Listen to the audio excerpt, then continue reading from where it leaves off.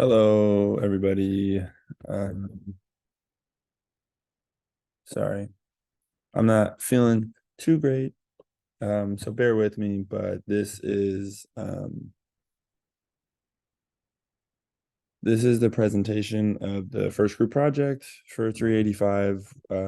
My group had problem 3.4.9, which was a potato cooling problem over time. It said that a potato was microwaved, a medium-sized potato was microwaved for 2 minutes, taken out, and then the temperature was monitored using Newton's law for cooling, given by this here highlighted equation. And the temperature was recorded at different minute intervals, not steady. As you can see, it goes steady to 10 and then kind of jumps a little bit around to go from 10 to 30. So we were trying to find, for this equation, a K that gave us obviously the closest fit. That's what we're looking for to fit our data.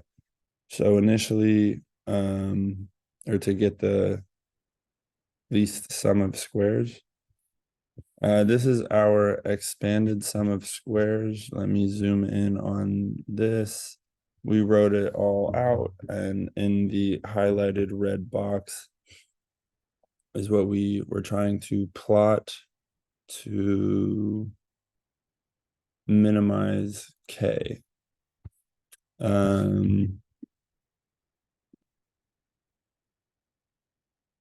So we plotted it, it gave us a parabola.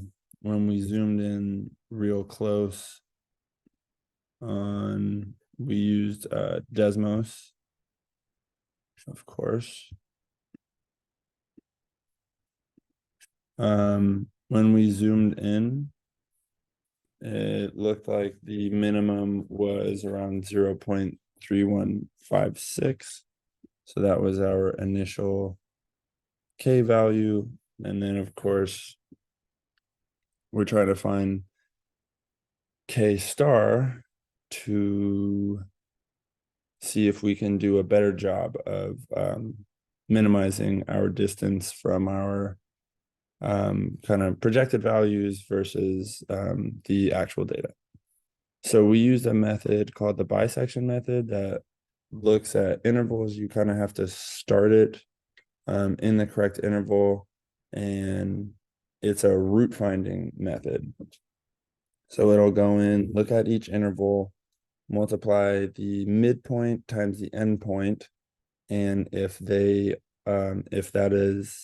product is negative, that means they're opposite signs, so there's a root in that interval, and then it will shorten the interval to the initial mid endpoint and the midpoint, find the middle, and do it again. So it'll just kind of hone in on this root.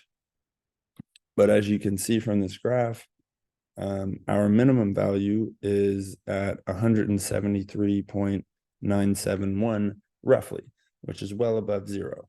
So we had to take the derivative of that entire gross function in the red box on screen.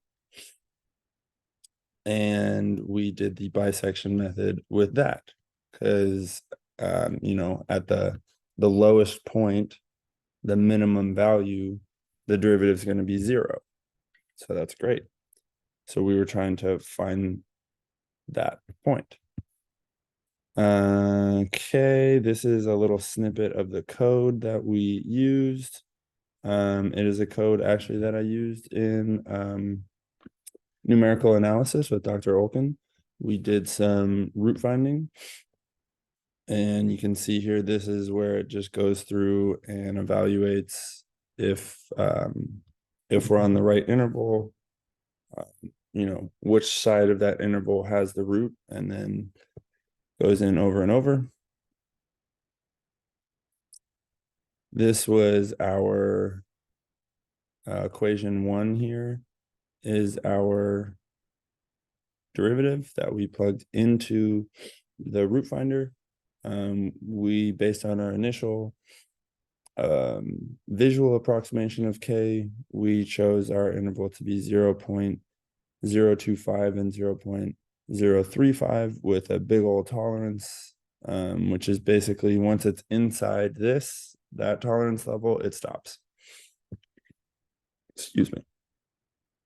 Our big long decimal here was given for our K star value, and it took 25 iterations to get there, which is cool. It's nice that we don't have to do that by hand. Thank you, Python. It gives the absolute value of the function. So it's the distance from 0, as we know, and that's pretty close to 0. So it's, I think we definitely had some room to do better, but we are not paid to do better yet. So we graphed it using the value that we found for K right in here. And, you can see there's some distance between some of the points, especially the first 5 or 6 points. But it hits this one pretty right on, touches that one. Then there's some distance here. So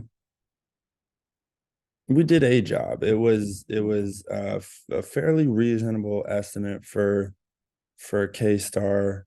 And then we calculated the sum of squares using K star, and it was 173.971, which again seemed a bit high for our group. We were hoping for a smaller number. The one we did in class, I think our residual was like 1.5 or something like that, which is very small, especially compared to 173. But we did our best. I think we could have used another parameter to get closer, but we're not paid to do that. So yeah, using the data, found our S of K, plotted it, approximated visually, used the bisection method to get our K star, use the bisection method with the derivative because that had a root, plotted that, did okay, not too bad. Anyway, thank you for coming to my wonderfully thought through and spoken out presentation here. Again, sorry, I'm not feeling super great, but I appreciate your time. Thank you for listening, and I look forward to reading your feedback. Oh, I need to stop recording.